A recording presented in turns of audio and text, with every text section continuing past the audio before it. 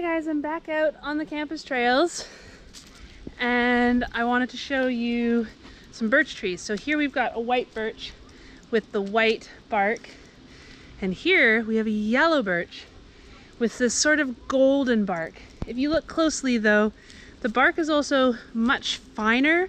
The strips on it come off in much lighter strips. With the birch bark, it's a much thicker, more paper-like bark. Comes off in larger pieces. Please don't peel bark off of live trees. But this is the bark at the bottom of the tree on the more mature branches. When we start looking at the smaller branches, they're just black. They don't get this colored bark until they get much, much older. So when you get a birch sapling, it's really hard to tell that it's a birch just by the bark, because the bark is on the adult trees and not on just the saplings. So I've got myself up on a rock to show you that. I'm gonna get down and keep going on our walk here because I found a bunch of other cool things on this trail.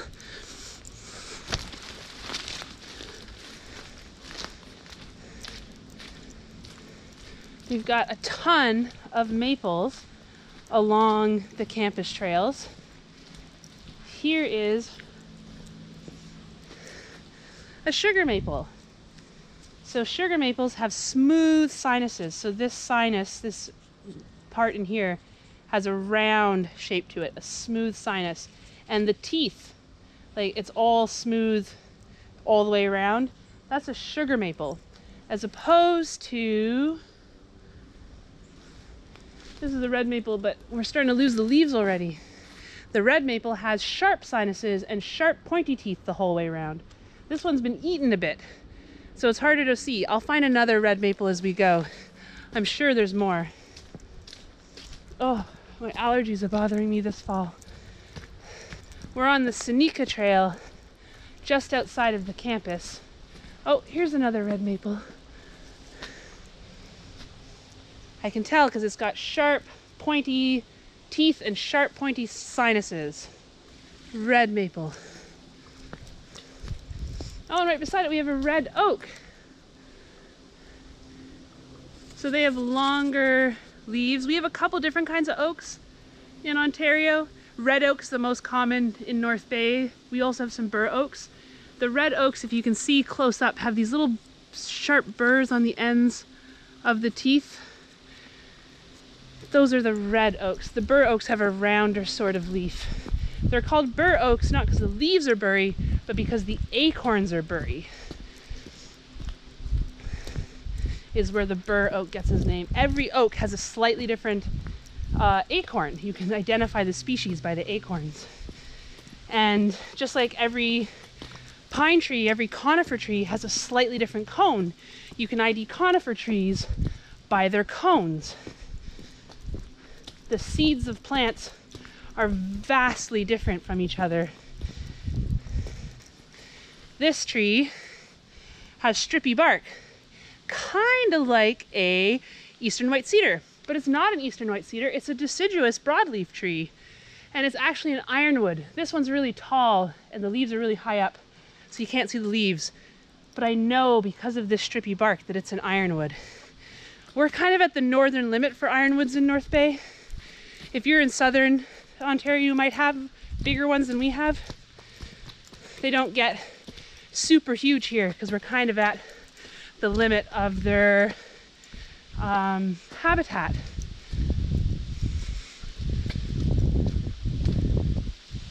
I'm seeing all these really great conifer trees that I want to show you, but that was last lesson. This lesson is broadleaf trees. I love this big open spot on the trails. It has a bunch of really old red oak trees. Big old red oak trees. Here's a red maple. That's not why they're called red maple. They're called red maple because this stem is red. And you can see on maples, this stem is called a petiole.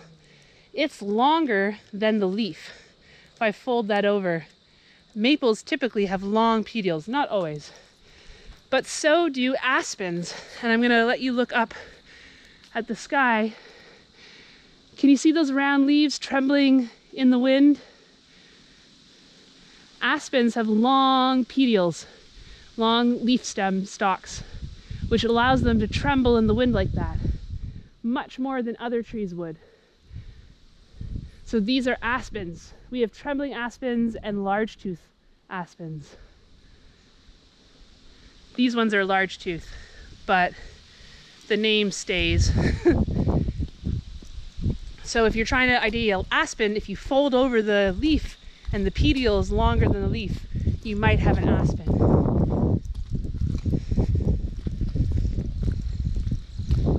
Whew, climbing uphill. So now I'm on where the Seneca Trail and the ski trail meet. So the trail's a lot wider than it was a minute ago because the ski team uses this trail. And one of the perks of going to Nipissing is that if you like cross-country skiing, we have a free cross-country ski trail system that is amazing. It's nationally up to standards so the team can practice. Oh, there used to be a little sapling here that I like to stop and look at. Here we go. There's, instead of one sapling, there's a ton of them now. So this right here is a little baby tree, and it's a white birch, but it's hard to tell because it's too small. It doesn't have the white bark yet. So we count the leaf veins. So 1, 2, 3, 4, 5, 6, 7. Fewer than 9 white birch is a nice little trick that works when it's so young you can't tell by the bark. White birch also are one of the first succession trees. When you have a big sunny open area like this, white birch are one of the first trees to pop up in that sunny spot. Yellow birch, they like a little bit of shade. They're shelter wood trees. So you're more likely to find them in wetter, darker forests that have little pockets of sun, not in big open spots like this. So right here, I've got a little striped maple sapling. So if you can see, the bark is actually quite stripy. And the leaves look like sort of goose feet. This is a striped maple because it's striped bark. Dave Hackett always calls this one a moose maple.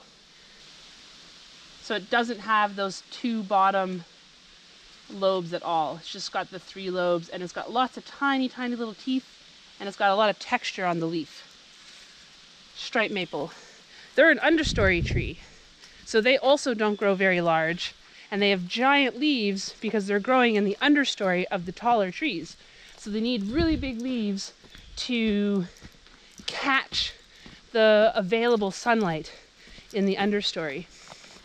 So I'm going to stop again to look at, just to compare, a sugar maple leaf, right? 5 lobes, round, smooth sinuses. That's our typical leaf. And I'm going to stop down here. I've got a little sapling, and this is a white elm. The elms have hairs on them. I don't know if you guys can hear that. The surface of the white elm is very rough. They've got double tooth leaf margins that are very sharp. I like to call this the great white elm because it's like a shark. Because it's got shark teeth and it's got shark skin.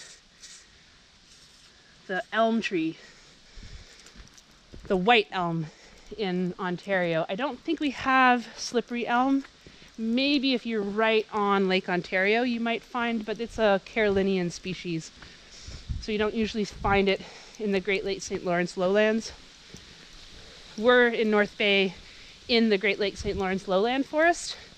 We're at the northern edge of it, but just north of us you start into the boreal forest.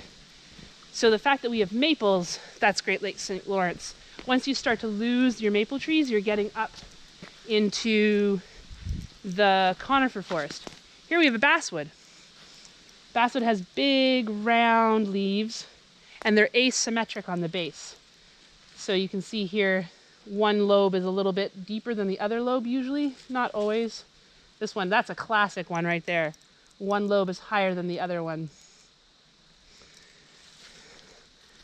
Basswoods are pretty common just south of us. We're again right at their northern limit, so we do have some big basswoods around, but they're not quite as common as the maples and the oaks and the birches. When I started teaching this course, this was a very healthy white elm. And I think when they built the ski trail, they cut its root system because it's been slowly dying every year, a little bit worse. So I've got an ash sapling here. I'm going to take off one of the leaves because this is a compound leaf. Ta-da! Each one of these leaves, this is a leaflet. So this is 1, 2, 3, 4, 5 and a bit leaflets. So if we look at this one, 1, 2, 3, 4, 5, 6, 7 leaflets on one leaf. And you can see the leaves are opposite each other. So there's 2 here, and then down here there's 2 here. Ashes and maples are 2 of the only trees in the North Bay area that have that opposite pattern. So here's a sugar maple. 2 leaves opposite, 2 leaves opposite, 2 leaves opposite. That's different than a basswood where they're alternating. There's a bud there, and a bud there, and a bud there. Sorry. Alternating. Here's a little white birch. Oh wait, no. More than 9 leaf pairs, right? 1, 2, 3, 4, 5, 6, 7, 8, 9. Way more than 9. This is a yellow birch. But you can see it's alternating again. Those leaf pairs are alternating. Oh, something else about yellow birch that I might not have told you guys. Maybe I did, maybe I didn't. But yellow birch tastes amazing. It's a lovely wintergreen taste. So if you don't know what the tree you're IDing is, if you're willing to, well, you don't actually have to eat it. You can scratch and sniff it too. I'm scratching it. Yeah, also smells like wintergreen. All right, I think that's enough for today. I will see you guys later.